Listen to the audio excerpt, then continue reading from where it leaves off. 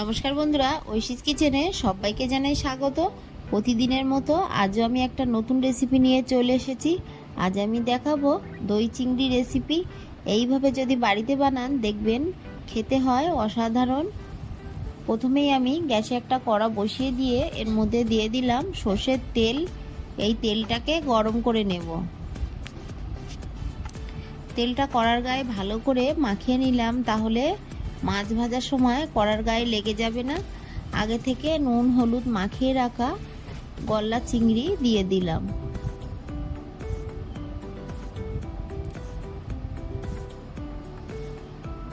মাছগুলোকে আমি কয়েক মিনিট এইভাবে রেখে দেব। মাছের গায়ে কালার এসে গেলে তারপর মাছটাকে উল্টে দেব। মাছগুলোকে আমি উল্টে দেব।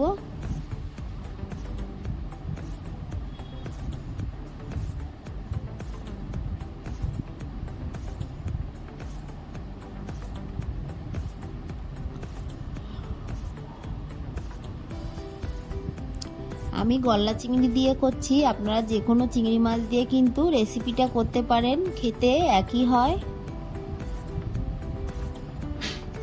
বেশ কিছুক্ষণ পর আবারও উল্টে দেব।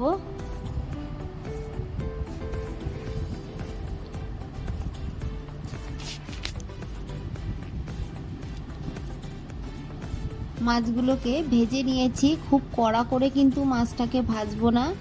মাছের গায়ে কালার এসে গেলেই তুলে নেব। মাছগুলো সব আমি এবার তুলে নিলাম।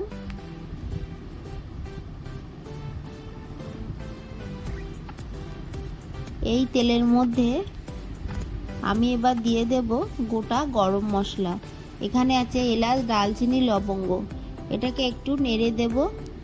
তারপর দিয়ে দিলাম একটা তেজপাতা, দিয়ে দেব একটা বড় সাইজের কুচানো পেঁয়াজ। আমি পেঁয়াজটাকে কুচিয়ে দিচ্ছি, আপনারা চাইলে পেঁয়াজটা বেটে দেবেন। পেঁয়াজটা বেটে দিলে গ্রেভিটা কিন্তু বেশি ভালো লাগে। ভালো করে নেড়ে পেঁয়াজটাকে কিছুটা ভেজে নেব, তবে খুব কড়া করে কিন্তু ভাজবো না।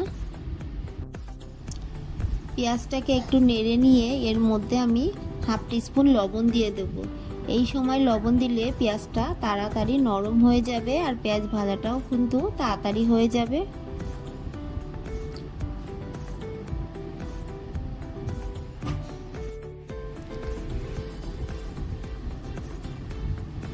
পেঁয়াজের গায়ে একটা সুন্দর কালার এসে গেছে। এর থেকে কড়া করে কিন্তু আমি ভাজবো না। এই সময় এর মধ্যে 1 টিস্পুন আদা রসুন বাটা দেব। ভালো করে আদা রসুন বাটাটাকে কষিয়ে নেব।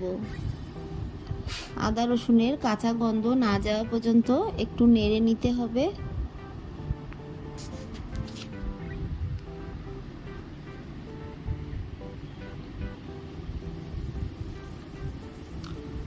এরপর আমি এর মধ্যে দিয়ে দেব সর্ষে বাটা।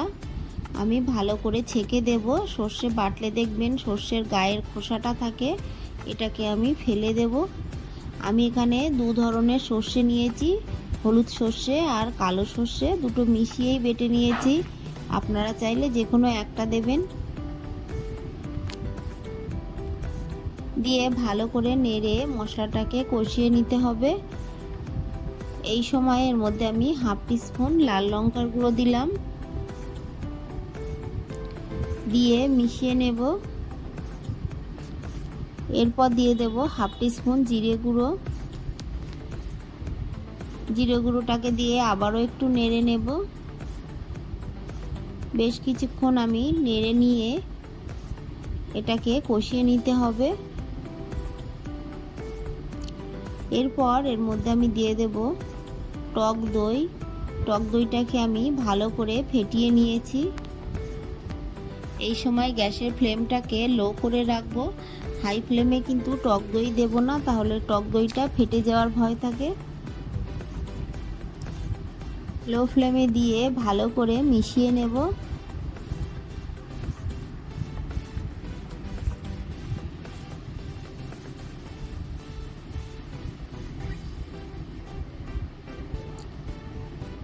ভালো করে মিশিয়ে নিয়েছি। এবার গ্যাসের ফ্লেমটাকে বাড়িয়ে দিয়ে আমি ঢাকা দিয়ে কিছুক্ষণ রেখে দেব।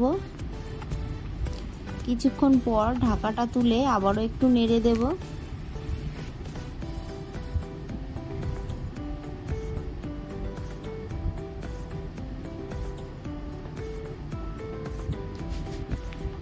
আপনারা যদি চান পেঁয়াজটা বেটে দেবেন, তাহলে গ্রেভিটা বেশি ভালো লাগে।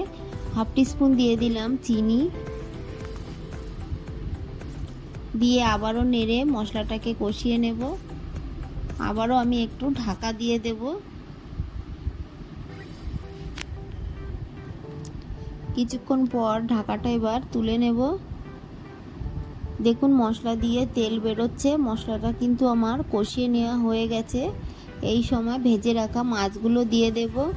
মাছগুলোকে দিয়ে আবারও একটু নেড়ে নেব।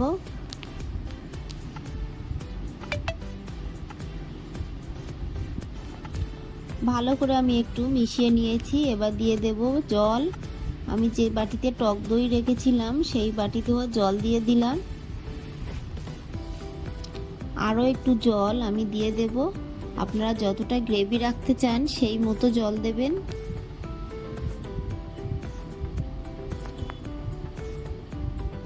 এবার ঢাকা দিয়ে আবারও বেশ কিছুক্ষণ ফুটিয়ে নিতে হবে।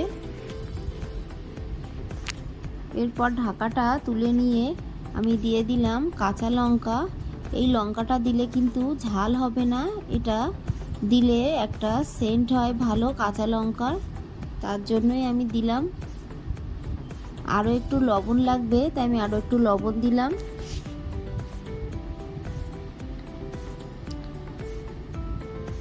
লঙ্কাটা দিয়ে আমি আরও একটু ঢাকা দিয়ে রাখবো। ঢাকাটা তুলে ভালো করে নেড়ে দেব।